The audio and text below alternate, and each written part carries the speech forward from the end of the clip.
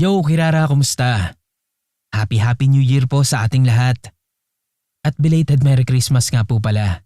Parang hindi yata ako nakabati sa inyo, no? Happy birthday po sa lahat ng nagbe-birthday ngayon. Congrats din po sa lahat ng may mga sineselebrate. And good luck naman po sa may mga hinihintay at may mga ipinagdarasal. Sana ay makuha nyo na yan ngayong taon. O ngayong buwan. O ngayong araw. Good luck po. Tara't simulan na po natin ang takutan ngayong 2026.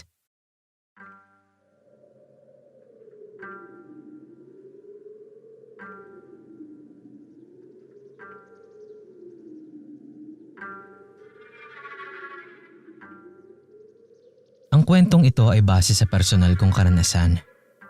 Ang mga pangalan at piling detalye ay binago upang maprotektahan ang pagkakakilanlan ng mga taong sangkot. Matagal na akong tagapakinig ng inyong programa. Marami na akong kwentong napakinggan. May nakakatakot, may nakakakilabot, at may mga kwentong hanggang ngayon ay hindi pa rin mawala sa isip ko. Kaya naisip ko na baka oras na rin para ibahagi ko ang isa sa mga karanasan na hanggang ngayon ay hindi ko makalimutan. Hindi ko alam kung matatakot kayo, pero sana pakinggan nyo hanggang dulo. Ako si Dalton, hindi ko tunay na pangalan. 30 anyos. Lumaki ako sa probinsya. Dito na ako nagkaisip, nagbinata, at hanggang ngayon ay hindi pa nag-aasawa. Sa kasalukuyan, nakikipagsapalaran ako sa Metro Manila bilang isang call center agent. Marami kaming magkakaibigan, magkababata, sabay-sabay kaming lumaki. Mula sa paglalaro sa kalsada hanggang sa unti-unting pagharap sa kanya-kanyang buhay. Sa barkada namin, may isa akong pinakamalapit.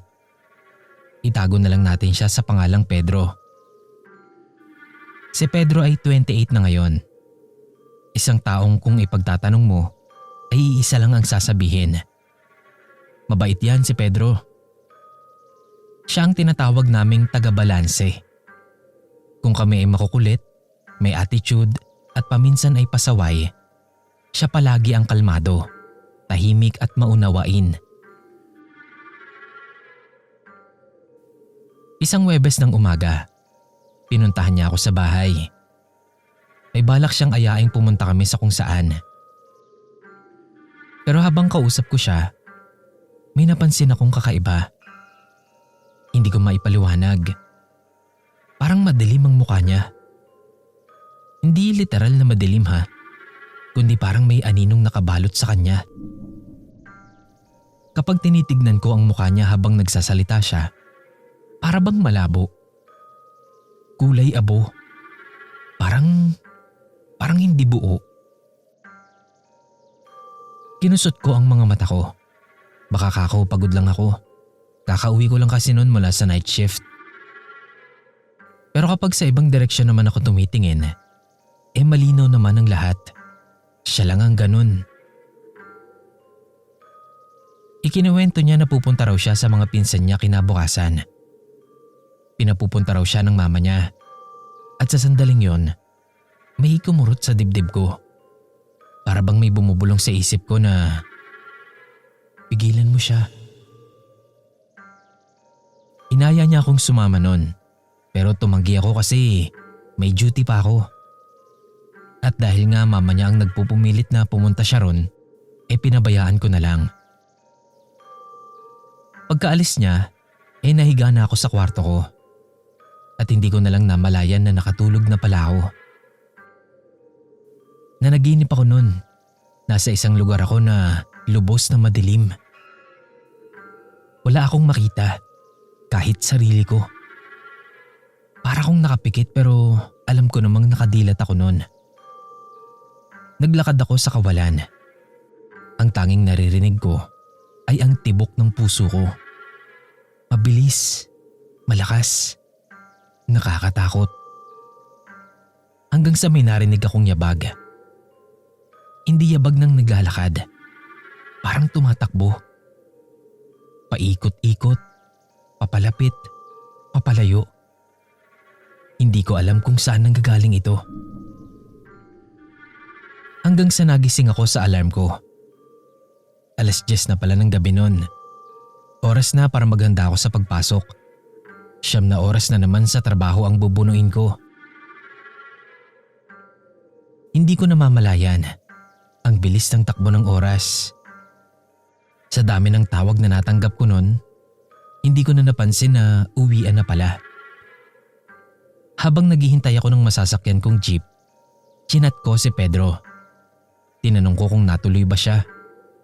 Sumagot naman siya na sa susunod na araw na daw siyang uuwi. Hindi ko na nireplyan. Pag uwi ko, ginawa ko lang yung usual na ginagawa ko. Naglinis ng katawan, nagbihis at natulog. Nung makatulog, bumalik ulit yung panaginip ko na yun. Nakarinig ako ng mga yabag. Oo, mga. Hindi na iisa yung yabag. Marami na sila. Mas mabibilis, mas malalakas, at parang ang lapit nila. Kaya naman tumakbo na rin ako. Hindi ko alam kung saan. Basta alam kong hindi ako pwedeng huminto.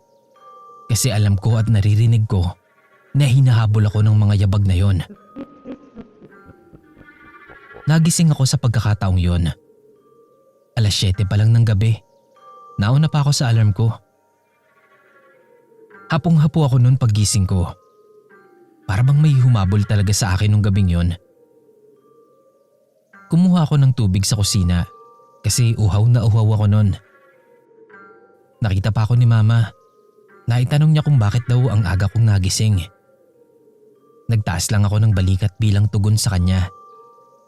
Tapos bumalik ako sa kwarto. Pero hindi ko na isinara yung pinto ko. Nanood na muna ako ng mga video sa TikTok habang nagpapalipas ng oras.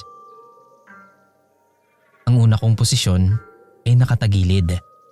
Nakatalikod ako nun sa pinto. Hanggang sa mangawit ako, bumaling ako pakabila, paharap naman sa pinto. Tapos may nakita ko sa peripheral vision ko. Anino na hugis tao. Alam kong nandun lang siya. Alam kong pinapanood niya ako. Mas pinili ko lang na hindi yun pansinin. Binaliwala ko lang siya. Alam ko kung ano siya. Alam kong multo lang yun. Alam kasi naming lahat na sa bahay ay meron talagang nakikitira sa amin. Pero hindi naman namin ina-address na nandoon sila. Habang pilit kong inuukol ang atensyon ko sa pinapanood ko, ay mas lalong may kung anong pumipilit sa isip ko na tumingin sa may pinto. Para bang may nakatayo talaga doon. Pinilit kong wag pansinin. Huminga ako ng malalim. Tapos bumalik ako sa dati kong pwesto. Tumalikod ako sa pinto.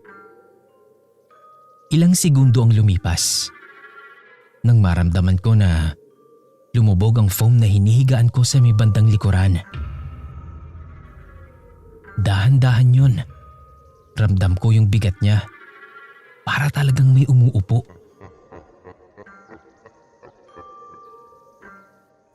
Sa sandaling yun, biglang nanindig na ang mga balahibo ko.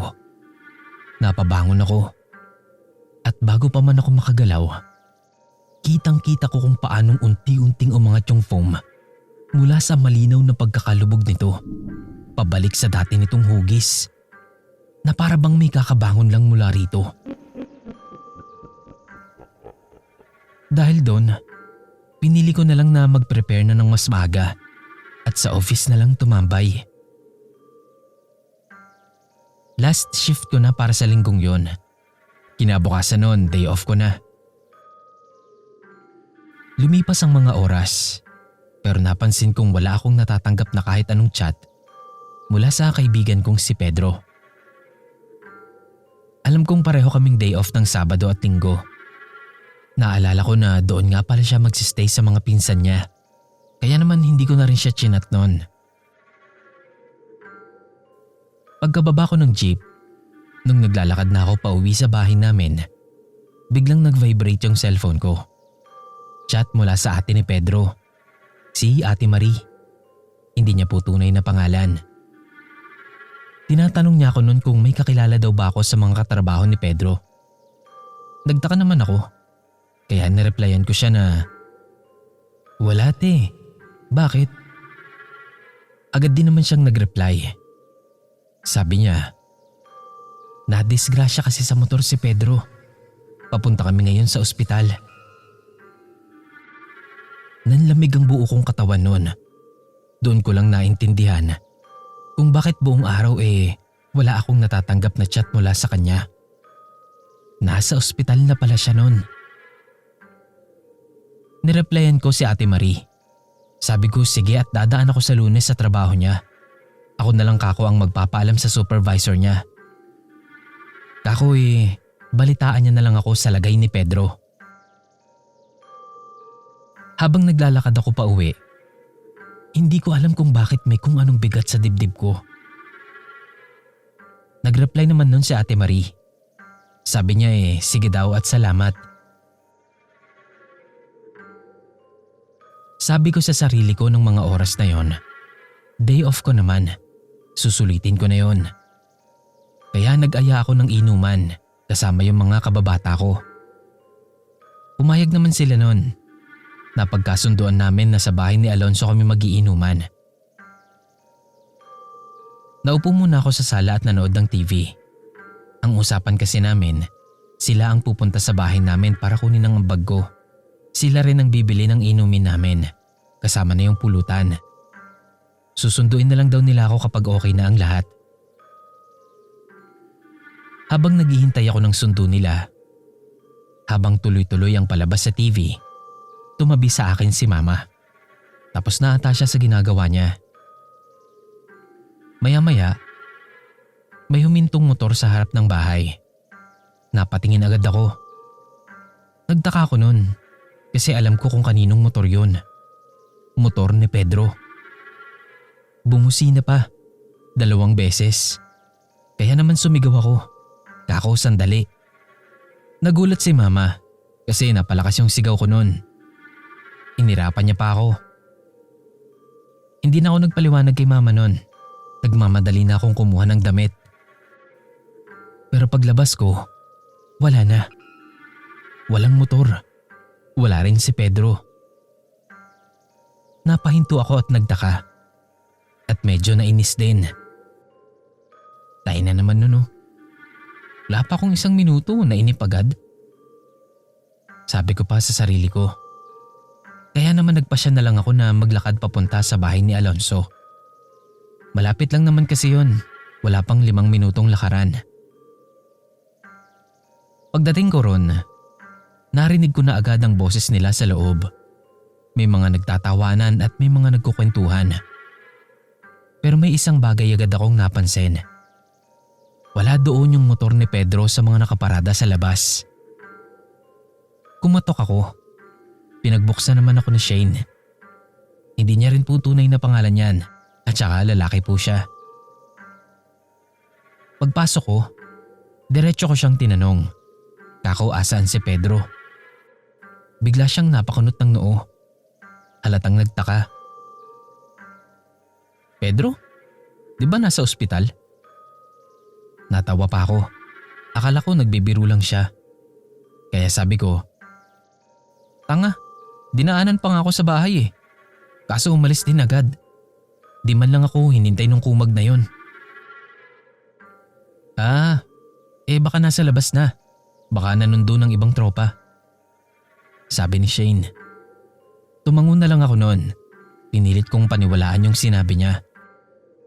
Pero sa loob-loob ko, may kung anong hindi tama. Pinabayaan na lang namin. Maya-maya, unti-unti na kaming nakumpleto. Si Pedro na lang talaga ang hinihintay. So tuloy kami sa usual naming ginagawa. Tawanan, asaran, mga dating gawi kapag nagkikita-kita ang tropa. Pero ngayon, naghihintay na lang kami kay Pedro. Dahil nga ang sabi ni Maye, sinundo pa raw siya ni Pedro. Kaya naman nagtaka kami kung saan pa pumunta si Pedro. Sabi ni Maye may dadaanan lang daw saglit. Tinanong pa niya kung nasaan ang motor ni Pedro. Sabi daw kasi ni Pedro, sira daw. Napasabat ako nun. Sabi ko, naku, pinagtitripan ka lang nun. Dinaanan nga ako nun sa bahay kanina Dala yung motor niya. Bumusina pa ng 2 beses. Siya lang naman yung may ganong tunog na motor. Pagkatapos nun medyo nainip na kami. Nagaya ng picturan si Roy. Minsan nga lang kasi kami makumpleto. Pero habang nagtatawanan kami, may kung anong pakiramdam kaming lahat na may kung anong hindi normal sa gabing yun. Kaya naman minensyon namin siya ng paulit-ulit sa GC. Para pa nga kaming nagulat noon nung biglang lumitaw yung profile picture niya. Para siyang nagtatype ng reply. Ayun na kako, mukhang magre-reply na. Pero lahat kami ay nanlumo sa chat niya. Walang sigaw, walang tawa. Dahil ang nabasa namin sa screen, wala na si Pedro. Hindi na kinaya ng katawan niya. Iniwan niya na tayo. Si Marito.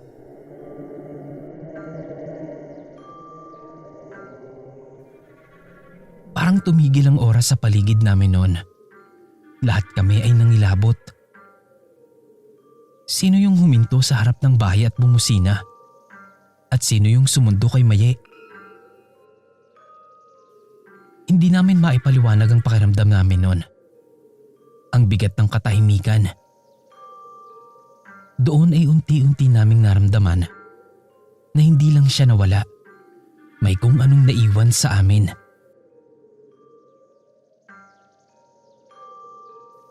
Huwebes ng gabi pala siya na ospital noon. Nililimitahan lang ng doktor ang paggamit niya ng cellphone, kaya hindi siya masyadong nakakapag-update sa amin.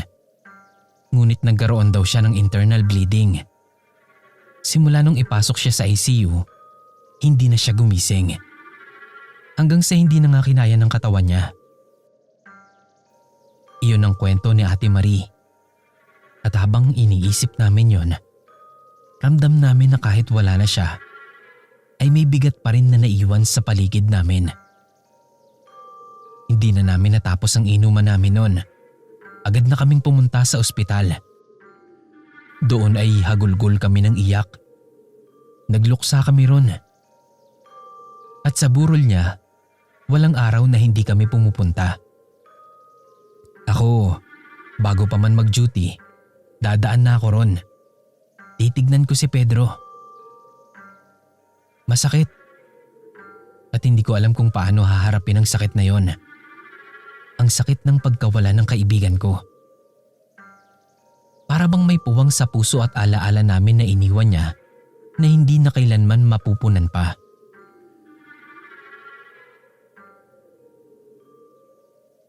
Isang gabi habang nakahiga ako, nakatagilid at nakatitig sa dingding namin, naramdaman ko na naman na lumubog yung bandang likuran ko. May naramdaman din akong malamig na hangin sa batok ko. At para bang may yumakap sa akin. Hindi ako makalingon nun. Hindi ako makagalaw. Pero alam ko sa sarili ko kung sino yon. Alam ko ang amoy ng pabango niya. Si Pedro. Nagising ako. Panaginip lang pala. Libing niya na kinabukasan. Nalaman ko rin nun kung bakit ako inirapan ni Mama noong gabing inakala kong sinundo ako ni Pedro. Sabi niya, nagulat daw siya sa sigaw ko. Kasi ako lang daw yung nakarinig ng tunog ng motor at ng busina ni Pedro ng gabing yun. Parang kahit panaginip lang, ramdam ko na wala na siya at may iniwang bakas na hindi ko malilimutan. Hanggang sa nailibing si Pedro. Lumipas ang mga araw. Mga linggo at buwan. Dahil sa dami ng responsibilidad, ay kailangan naming magpatuloy sa buhay. Hindi na kami nakakadalaw sa puntod niya at hindi rin siya dinadalaw ng mga kamag-anak niya. Dahil wala naman daw ganyang kaugalian sa relihiyon nila. Ngunit kahit ganoon, Sa loob-loob namin, ramdam pa rin namin yung puwang na iniwan niya. Parang may bakas pa rin siya na hindi mawawala kahit anong pilit namin gawin. Fast forward. Ilang buwan na ang lumipas nito. Akala ko tapos na. Akala ko nakausad na ako. Pero isang gabi na naginip na naman ako. Nasa madilim na lugar na naman ako. Walang makita, pero rinig ko yung mga yabag. Tumatakbo ko dahil alam kong papalapit sila sa akin. Hindi ko alam kung sino o kung ano. Kaya tumatakbo lang ako. Palayo ng palayo. Hanggang sa may narinig akong isang boses. "Ton, tulungan mo ako, Ton." Boses ni Pedro. Sinubukan kong lapitan siya. Sinubukan kong tumakbo papunta sa kanya. Pero sa tuwing malapit na ako sa kanya, ay nagigising ako. Paulit-ulit na ganon. Gabi-gabi kong napapanaginipan yun. Hanggang sa nag-research na ako tungkol sa mga ganong uri ng panaginip. Kung bakit sila paulit-ulit at kung bakit palaging napuputol. Gusto ko kasing maintindihan yun at gusto ko na ring matapos. Isang gabi ay may nag-message sa akin. Isa siyang paranormal expert. Ang sabi niya, bago raw ako matulog ay tanggalin ko lahat ng stress sa buhay ko. Humingi ako ng gabay sa Diyos. At kapag matutulog na, sikapin ko raw na payapain ang puso ko. Sinunod ko naman ang sinabi niya. Huminga ako ng malalim. Pinilit kong pakalmahin ang isip ko. At bago ko pumikit, ay nagdasal ako. Hindi ko alam kung gagana. Hindi ko alam kung makakatulong. Pero ganoon nga ang ginawa ko. Huminga ako ng malalim at saka nakatulog. Sa pagkakataong to, naroon na naman ako sa madilim na lugar na yon. Pero iba na. Wala na yung mga yabag. Wala nang tunog. Wala na yung boses ni Pedro na humihingi ng tulong. Dahil sa hindi maipaliwanag na dahilan, bigla ko siyang nakita. Si Pedro, nakatayo na sa harap ko. Mga isang dipa ang pagitan namin noon. Umiiyak ako kasi miss na miss ko na yung kaibigan ko. Ngumiti ako sa kanya. Kahit masakit, kahit nanginginig ako. Pero nagtaka ako sa itsura niya. Kaya naman tinignan ko siya mula ulo hanggang paa. Wala siyang damit pang itaas. Nakapantalon lang siya noon na madumi. Punit-punit. At yung katawan niya, puno ng latay. Para ba siyang may pinagdaanan na matinding paghihirap? Lalo akong napaiyak noon. Dahil ang akala ko, kapag sumakabilang buhay ka na, ay tapos na ang mga pasakit. Wala na ang hirap. Wala na ang mga pagdurusa. Pero sa harap ko, nakikita ko ang kaibigan ko na tila hindi pa rin tapos ang paghihirap niya. Tinanong ko siya kung anong nangyari. Kung kumusta ba siya, bakit ganun ang itsura niya, at anong nangyari sa kanya. Ngumiti siya sa akin. Pero hindi katulad ng dati, parang may bigat na hindi ko maipaliwanag. At sa sandaling yun, alam kong hindi ito bastang panaginip na lang. May mensahe siyang kailangan kong maintindihan. Ito ang mga sinabi sa akin ni Pedro noon. "Ton, ilang beses kitang kailangan. Sumisigaw ako pero tinatakbuhan mo lang ako. Hindi mo ko naririnig. Tumatakbo ka lang." Doon ko biglang napagtanto. Si Pedro pala yung nasa panaginip ko noon. Siya yung mga yabag na papalapit sa akin. Siya yung humihingi ng tulong. At ako, mas inuna ko ang takot ko. Lalo akong napaiyak noon. Gusto ko siyang hawakan, pero hindi ako makagalaw. Bigla siyang nagsalita ulit. "Tol, Tulungan mo naman ako. Uhaw na ako. Gutom na ako. Ayaw nila akong tigilan. Pagod na ako tumakbo ng walang tigil. Sabihin mo naman kay Mama. Ipagdasal nila ako. Pagod na ako, Ton. Pagod na ako. Nakita kong tumulo ang luha niya mula sa kanyang mga mata. Tapos muli siyang nagsalita. Bigyan niyo ako ng liwanag. Pagkatapos nun, unti-unti siyang tumingala. Napatingala rin ako. At doon ko sila nakita. Dalawang malalaking nilalang. Matataba. Nakakatakot ang mga itsura nila. Dilaw ang mga mata nila. Nakatitig sa akin na para bang hinihigop ang buo kong pagkatao. May hawak silang latigo. Sila ang nagpapahirap kay Pedro. Sila ang dahilan kung bakit ganoon ang itsura ng kaibigan ko.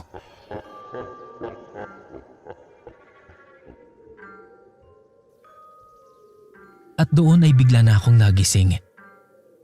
Nung mga oras na yon, napagdesisyonan kong i-chat si Ate Marie. Pati na yung mga kaibigan ko. Inaya ko sila sa darating na linggo. Pupunta kami sa puntod ni Pedro. Sumang-ayon naman ang mga kaibigan ko. Medyo nahirapan lang ako sa pamilya niya dahil taliwas ito sa paniniwala nila. Pero sa pangungulit ko ay nakumbinsi ko rin naman sila. Alang-alang kay Pedro. Para makatawid na siya dahil hindi siya makatawid ngayon. May humahad lang sa kanya. Sabi ko sa pamilya niya. Kaya naman pagsapit ng linggo, nagdala kami ng tubig at pansit na palabok. Yun kasi yung paborito niya. Nagsindi rin kami ng kandila. Nagsama rin kami nun ng pare at binesbasan ito ni Father. Sabay-sabay naming ipinagdasal si Pedro. Ako, humahagulgol ako habang nagdarasal. Iningi ko sa Diyos na sana ibigay niya na sa kaibigan ko ang kapayapaang matagal niya nang hinihintay. Naaalala ko pa kung paanong nagpausok ng insenso si Father. At sa pagitan ng mga usok na yon at hangin, ay para bang nakita ko pa si Pedro. Nasa malayo, nakatayo lang, nakatingin sa amin. Bahagya kong nakita yung pagngiti niya. Pagkatapos ay bigla rin siyang nawala. Pinilit kong isipin na guni-guni ko lang yon. Nang matapos na ang lahat, ay nauna nang umuwi sila Father. Kami nagstay pa muna kami doon saglit. Pag-uwi namin, may kung anong gaan sa puso ko na matagal ko nang hindi nararamdaman. Huminga ako ng malalim. Nagdasal ulit ako. Lord, sana po nasa mabuting kalagayan na si Pedro.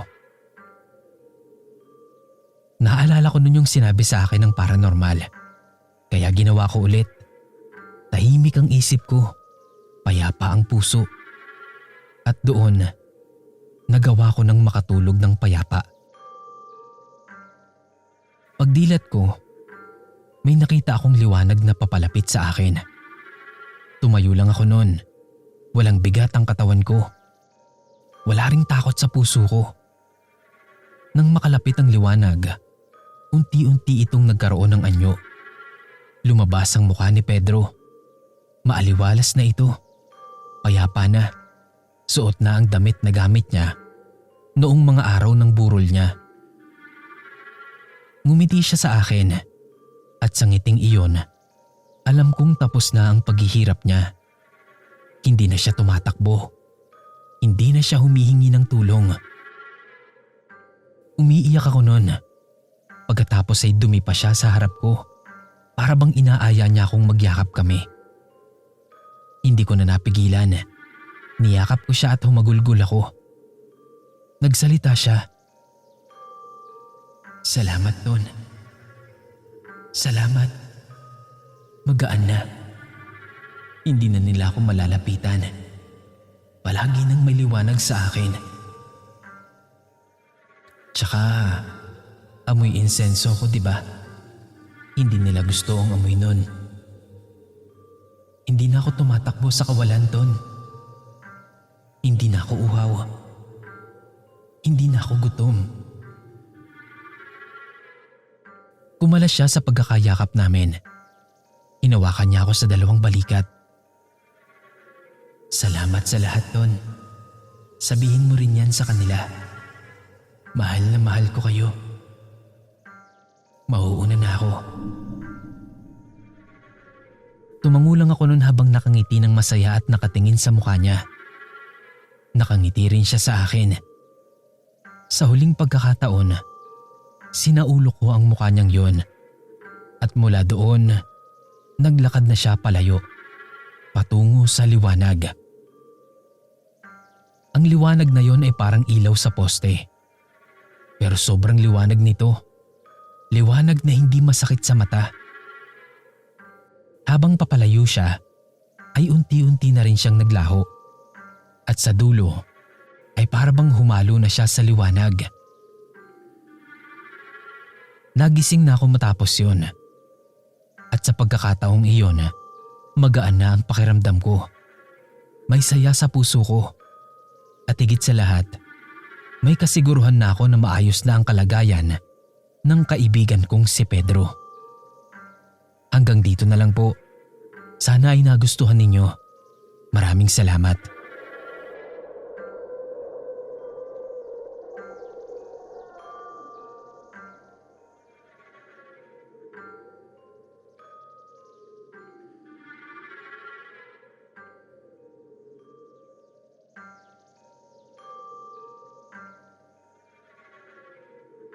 Hello, Sir Kira.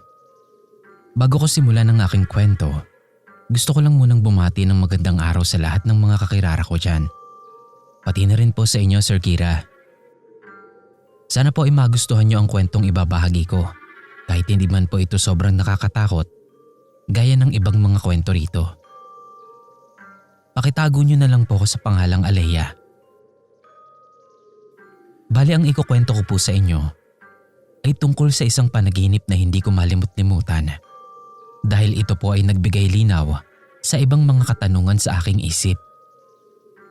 Noong una ang akala ko ay simpleng bangungot lang ito. Pero iba na pala. Isang gabi po yun, matapos ang mahabang araw sa trabaho. Sa sobrang pagod ay nakatulog agad ako nang hindi man lang nagdarasal o nakakapaglinis man lang ng katawan. Basta pagkalatag ko ng katawan ko sa higaan ko, nakatulog agad ako. Nasa loob daw ako ng lumang bahay ng aking lola sa probinsya. Isang bahay na matagal nang walang nakatira at halos gumuho na sa kalumaan. Ang sahig nitong kahoy ay marupok na at sa bawat hakbang ay lumalangit-ngit. Sa panaginip ko na yon, nakaramdam ako ng malamig na hangin na parabang bumulong sa tenga ko, pero hindi ko maintindihan. Tapos sa gitna ng sala, may nakita akong nakatayo. Parang anino, kasi itim lang siya, pero malabo. Hindi ko makita yung mukha niya, pero ramdam ko ang titig niya sa akin. Dahan-dahan nitong lumapit at sa bawat hakbang nito, dinig ko ang mga pagkaluskos ng paa niya sa kahoy. Nang malapit na siya, bigla itong nagsalita. Hindi ka makakatakas. Doon na ako nagising. Pinagpawisan ako ng malamig. Hingal na hingal ako pagising ko. Nanginginig pa ako. Akala ko nung una ay wala lang yon, kaya binaliwala ko lang. Pero doon pa lang pala nagsisimula ang lahat. Ilang gabi kong paulit-ulit na napanaginipan yung ganon. Kahit na nagdasal naman na ako bago matulog. Nasa lumang bahay ako ng lola. Tapos makikita ko yung anino sa sala. At sa bawat pagkakataon, ay parang unti-unti ko nang naaaninag yung mukha niya. Pero hindi ko maintindihan yung itsura niya. Hanggang isang gabi ay tumigil na lang bigla yung panaginip. Hindi ko na siya napapanaginipan, pero hindi siya mawala sa isip ko. Curious ako kung anong ibig sabihin ng panaginip ko na yon. Kaya naman nag-decide ako na pumunta sa lumang bahay ng lola ko sa probinsya. Nagdahilan na lang ako sa sarili ko na may kukunin akong gamit. Matagal na itong nakatiwangwang. Mula kasi nang magkapamilya ang mga anak nila, nagkanya-kanya na sila. Walang gustong tumira sa probinsya kasi mas gusto nila ang buhay sa Maynila. Tapos mula nung mamatay si lolo, ay sa amin na tumira sa Maynila si lola. Kaya naiwan yung bahay na nakatiwangwang at para bang inabandona. Habang papalapit ako, may naramdaman akong mabigat na parang may pumipigil sa akin at nagsasabing wag nang tumuloy. Pero nagpatuloy ako. Pagbukas ko ng pinto, bumungad sa akin ang eksaktong eksena sa panaginip ko. Ang sala, ang marupok na sahig, at ang katahimikan na may halong bulong ng hangin. Napalunok ako. Sinabi ko sa sarili ko na nagkataon lang yun. Pero habang naglalakad ako papasok, narinig ko ang tunog ng mga paa. Hindi ko matukoy kung sa akin lang ba yun o baka may iba pa. Para kasing may sumasabay sa paglalakad ko nun. Sa isang sulok ng sala, may naaninag akong anino. Sure ako na hindi sa akin yun. Iba. Hindi ko siya makita ng malinaw. Siguro dahil na rin sa liwanag na pumapasok mula sa bintana. Pero dama ko yung presensya niya. Hanggang sa may umihip na malamig na hangin sa tenga ko, kasabay ng isang bulong. Hindi ka na makakatakas. Nanlaki ang mga mata ko. Agad akong tinaasan ng balahibo. Naaalala ko yung bulong sa panaginip ko noon. Ganun na ganun din yun. Sinubukan kong magpansinin. Nagtingin-tingin ako sa paligid ng mga gamit na pwede kong kunin. Nakita ko yung isang lumang photo album. Kinuha ko yun at pagkatapos ay nag-decide ng lumabas. Pero habang nagmamadali ako sa paglalakad, naramdaman ko na may humawak sa braso ko. Malamig yun at pabigat. Nang lingunin ko, wala naman akong nakitang tao. Pero kita ko yung bakas ng kamay sa braso ko na bigla rin namang bumitaw. Sa sobrang takot ko nun, ay tumakbo na ako palabas. Pero sa bawat hakbang ko, naririnig ko ang pagkaluskos ng mga paa na sumusunod sa akin. Hindi ko alam kung imahinasyon ko lang yun o dahil gawa na lang din ang takot ko. Pero hindi ko na pinansin. Basta nagmamadali na akong lumabas nun. Pag uwi ko sa bahay, akala ko tapos na. Pero nung gabing yun, muling bumalik ang panaginip. Parehong eksena. Nandoon na naman yung bulong at yung anino. At sa panaginip kong yun, nakita ko ang sarili kong nakahiga sa kama. Habang yung anino ay nakatayo sa paanan ko. Takot na takot ako nung mga sandaling yun. Lalo na nang mapansin ko na unti-unting lumalaki yung anino sa paanan ko na parabang sinasakop niya na yung buong kwarto. Bago pa tuluyang sakupin ng dilim ang buong kwarto ko, may nakita pa akong liwanag. Tapos dun na ako nagising. Nakita ko si mama na nasa tabi ng kama ko. Ginigising niya pala ako. Sabi niya, binabangungot daw ako. Ang lakas daw ng mga ungol ko, kaya pumasok na siya para gisingin ako. Lumabas kami ng kwarto. Ipinagtimpla ko ni mama ng kape. Ako naman, nakita ko si lola sa sala. Hawak-hawak yung lumang album na dala ko mula sa lumang bahay niya. Sinamahan ko siya. Nagtingin kami ng mga lumang picture sa album na yon. Habang masaya naming pinagmamasdan yung mga litrato, may napansin akong kakaiba sa isang picture Picture namin yon nila mama at lola. Noong bata pa ako. Sa likod namin, may isang black na figure na malabo na nakatayo sa likod namin ni mama. Kinilabutan ako kasi naaalala ko yung anino sa panaginip ko at sa bahay ni lola. Sinabi ko agad yon kay mama. Kita ko yung takot sa mukha nila ni lola. Tapos dun na nagkwento si mama. Kaya daw pala talaga ayaw nilang tumira doon sa bahay sa probinsya ay dahil sa isang elemento doon na gustong kunin si mama. Hindi raw kasi nakuha nito si lola. Kaya yung panganay na anak na babae na lang daw ni lola ang kukunin nito pagtungtong ng 20 years old. Yun din daw ang dahilan kung bakit nag-asawa ng maaga si mama. 18 pa lang po sila nung ikasal sila ng papa ko. Bale si papa, 17 pa lang po magjowa na sila ni mama. Yun din daw kasi ang advice sa kanila nung albularyong kaibigan ni lola. Para daw po hindi makuha si mama. At dahil po hindi nakuha si mama, napasa naman daw po yung banta ng elemento sa panganay na anak na babae naman ni mama. At ako po yun. Kaya pala ganun na lang yung pag-aalala nila noong malaman nilang pumunta ako sa lumang bahay ni lola ng mag-isa. Buti na nga lang daw po at 19 pa lang ako nung time na yon. Yun din siguro ang tinutukoy ng bulong kaya sinasabi niyang hindi ako makakatakas. Sa ngayon naman po ay 32 na ako. May dalawa ng anak na makukulit. Thankfully po ay pareho silang lalaki. Ang ipinangangamba ko lang ay itong ipinagbubuntis ko ngayon. Siya po ang magiging panganay kong babae.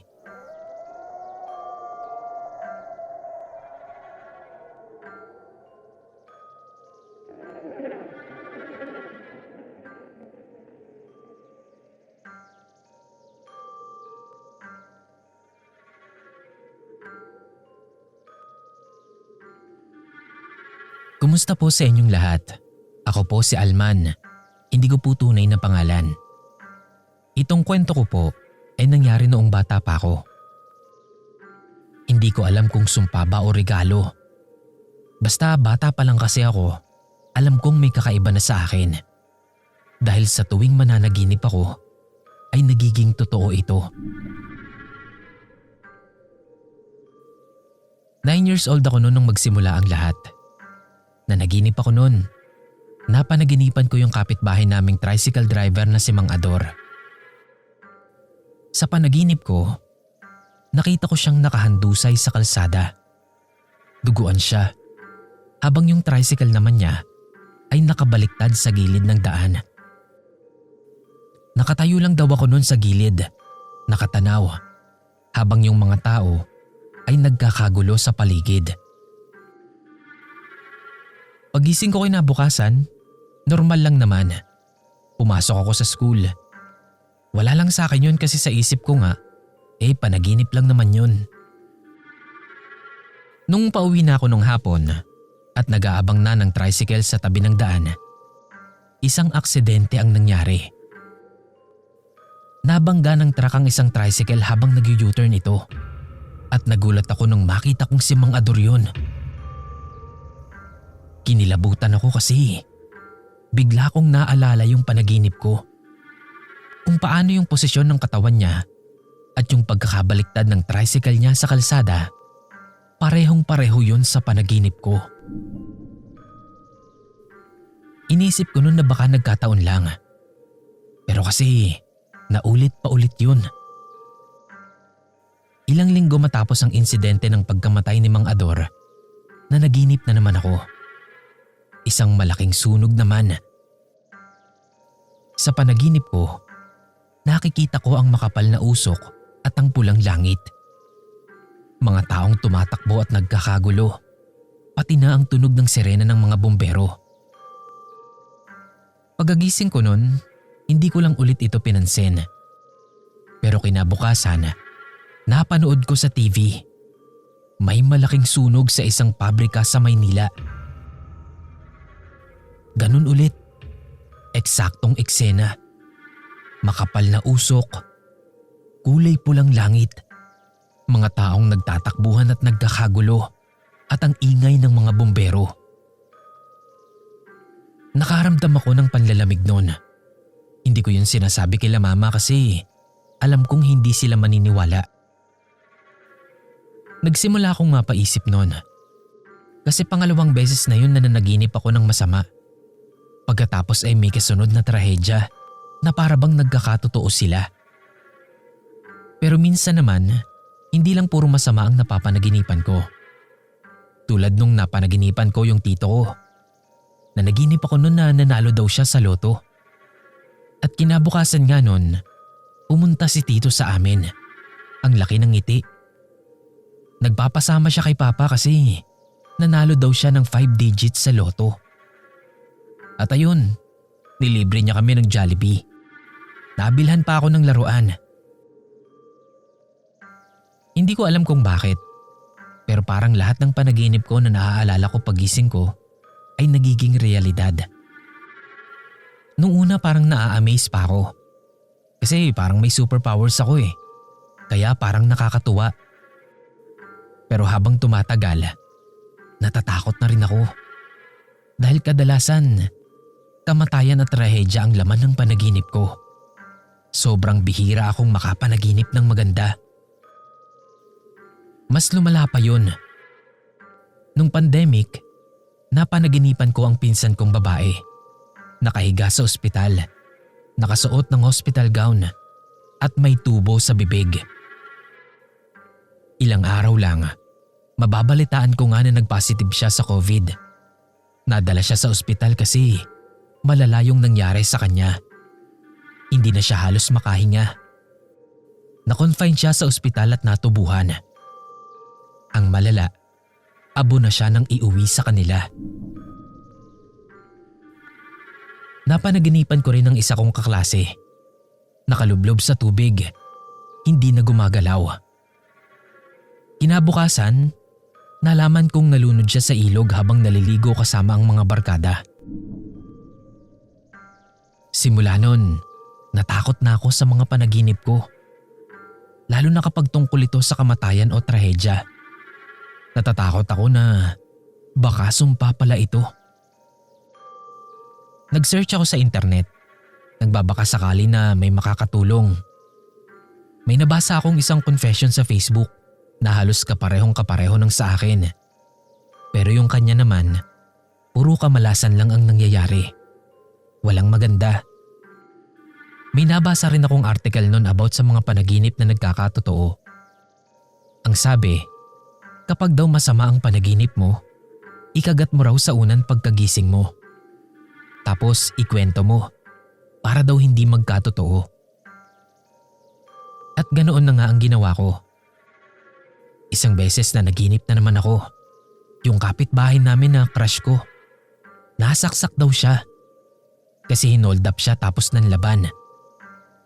Pagkagising ko, kagat agad ako sa unan. Tapos ikinuwento ko yun sa nanay ko at sa kapatid ko habang nag-aalmusal kami. Na ikinuwento naman ng nanay ko sa nanay ng kapitbahay namin na yon. Kaya naikwento din niya sa kanya. Kaya nung nagkita kami, nabanggit niya yun sa akin. Hiyang-hiya talaga ako nun. Pero nagpasalamat siya kasi tinake niya yun as babala. Kaya mas mag-iingat na raw siya. So lumipas ang isang linggo na walang nangyayari. Kaya nakampante na ako. Kako, mukhang effective nga. Pero isang gabi, nanaginip naman ako ng maganda. Nag-uwi daw ng motor ang kuya ko. Napanalunan niya daw yun. Siyempre hindi ko ikinuwento para magkatotoo. Kinabukasan nga nung gabi na yon, umuwi ang kuya ko na nakamotor. Bagong-bago pa. Sabi niya, napanalunan niya daw sa raffle sa Christmas party nila sa company. Siyempre tuwang-tuwa kaming lahat nun. Pero hindi ko pala pwedeng piliin ang nakatadhana. Kasi kinabukasan lang nun, na-ospital ang asawa ni kuya. Nasaksak siya habang hinihintay si kuya na magsundo sa kanya. Hinold up siya at nanlaban, kaya sinaksak. Naaalala naming pare-pareho yung panaginip ko sa kapitbahay namin. Napag-usapan namin yun. Kaya sinabi ko na rin sa kanila na napanaginipan ko rin yung pagkapanalo ni kuya ng motor. At hindi ko kako sinabi yun para magkatotoo. Yun pala ay may consequence din yun. Mula nun, lahat na ng panaginip ko, masama man o mabuti, ikinakagat ko na agad sa unan at ikinukwento ko sa kanila. Nakakahinayang man yung magaganda kong panaginip, pero hindi bali na lang kung may kapalit naman.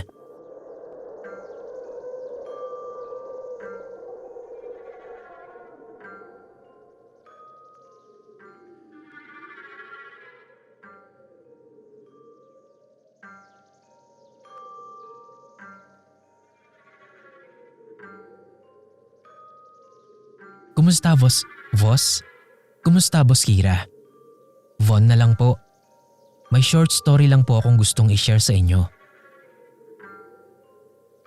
Sa terminal po ng jeep na sinasakyan ko pa uwi sa amin, merong bata doon na barker, si Jarbon. Elementary pa lang siya noon nang magsimula siyang maging barker. Sa ganun ko siya nakilala. High school hanggang makapagtapos ako ng college, nandoon na siya. Kaya masasabi ko na magkakilala talaga kami. Nagkakausap at nagkakabiruan nga rin kami. Minsan kapag bumibili ako ng pagkain, nililibre ko din siya. Na-amaze ako nun sa kanya kasi natutunan niya ng maghanap buhay sa edad niya na yon habang nag-aaral pa. Isang gabi pagdating ko sa terminal, binati ko agad siya. Tapos ibinigay ko sa kanya yung spaghetti na binili ko sa Jollibee. Tinanggap naman niya, pero yung tingin niya sa akin parang nagtataka. Tinanong ko siya kung bakit habang paakyat ako sa jeep. Tapos siya naman, pumuesto siya sa likod ko, sa labas ng bintana lang. Sabi niya agad, nakala niya nakauwi na ako. Medyo patanong pa nga na parang hindi siya sigurado. Sabi ko naman, hindi pa, kasi nga kararating ko lang doon. Hindi ko inintindi kasi marami naman talagang magkakamuka, lalo na't generic naman ang mukha ko. Yung maski ako, nakikita ko ang sarili ko sa iba. Yun bang mapapasabi na lang ako na parang kamukha ko yun Yung ganun. Sobrang kamukha naman te. Pareho rin kayo ng damit, tsaka bag. As in te, dun pa nga siya sumakay sa unang jeep na kakaalis lang. Yan din mismo kung anong itsura mo ngayon, te. Promise talaga, promise. Sabi pa niya sa akin na itinaas pa yung kamay na akala mo nanunumpa. Natahimik lang ako noon habang kinukuha ko yung coin purse ko sa backpack ko. Iniisip ko pa nga kung anong sasabihin ko noon kasi seryoso talaga siya. Lote, kinikilabutan naman ako sa'yo. Tamo. Ikaw na ikaw talaga yung nakita ko Akala ko pa nga galit ka Hindi ka kasi namamansin Tinanong ko pa nga kung nakausap niya. Doon pa lang ako medyo naniwala sa kanya na akala nga niya ako talaga yon. Itinuro pa niya yung upuan sa dulo. Yung sa likod lang ng katabi ng driver's seat. Doon daw ako pumwesto. Nagtaka daw siya kasi tahimik lang daw ako doon. Tapos nakatingin lang daw ako sa kanya. Para pa nga daw siyang tanga nun kasi panay lang daw ang tanong niya. Pero hindi ko daw siya sinasagot. Wala daw, talagang nakatingin lang daw ako. Nakauwi na lang ako sa bahay, kinikilabutan pa rin ako sa kwento ni Jarbon. Paano kasi, nung linggong yun din, mangilang beses din akong nasabihan ng iba ko pang kakilala na nakita daw nila ako sa kung saan, kahit wala naman ako sa lugar na yun na sinasabi nila. Tapos, nanaginip ako ng gabing yun. Naglalakad daw ako sa isang madilim na kalsada. Tapos may anino daw na nakasunod sa akin. Tapos nung matapat kami sa liwanag, nakita ko yung mukha niya. Si Kevin. Kalugar namin na matagal nang gustong manligaw sa akin. Pero hindi ko ine-entertain. Hindi ko siya gusto kasi tambay. Parang walang pangarap sa buhay. Siguro mga 2 days after, Gabi yun, pauwi na ako. Nag-aabang na ako ng tricycle na masasakyan papunta sa terminal ng jeep pauwi sa amin. Sobrang haba ng pila kasi walang dumadating na tricycle. Sabi nung iba, na traffic daw.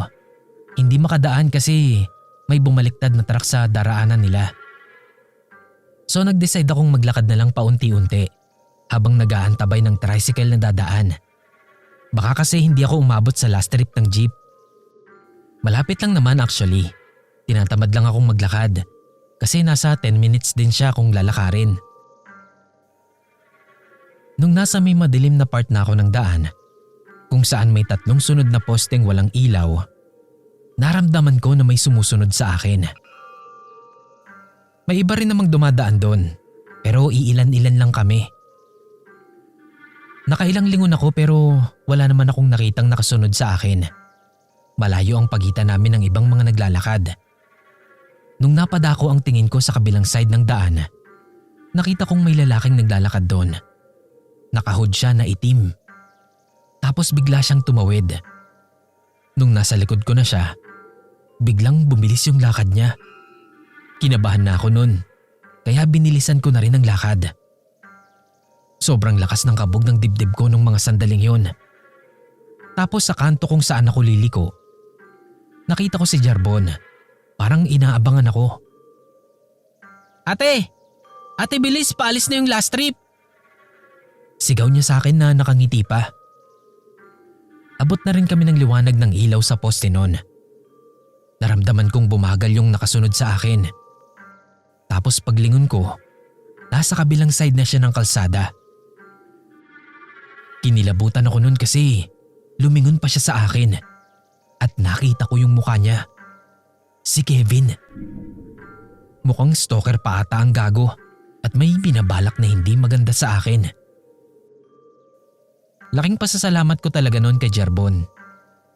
Wala siyang alam sa nangyari noon, pero nailigtas niya ako. Mula noon, inaagahan ko na palagi ang uwi ko. At kung gagabihin man ako ng uwi, nagpapasundo na lang ako sa papa ko. Yun lang naman po, Boss Kira. Sorry kung hindi nakakatakot, pero salamat po kung mapipili pa rin.